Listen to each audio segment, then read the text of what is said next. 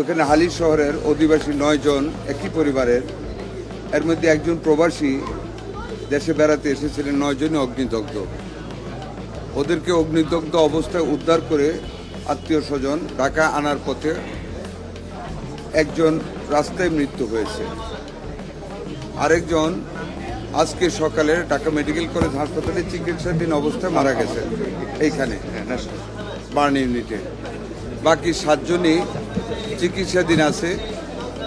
আমাদের হসপিটালের সম্ভাব্য যতগুলি চিকিৎসা দেওয়ার মতন ব্যবস্থা আছে সর্বোত্তমভাবে তাদেরকে চিকিৎসা দেওয়া হচ্ছে।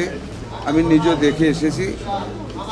100% বার্নই বেশিরভাগ না, 100% মানে 3 জন ছিল, একজন তো মারা গেছে আর একজন মারা গেছে। 7 জন 60%-এর উপরে 60% অ্যাবাভ বার্ন। একজন আইসিইউতে আছে,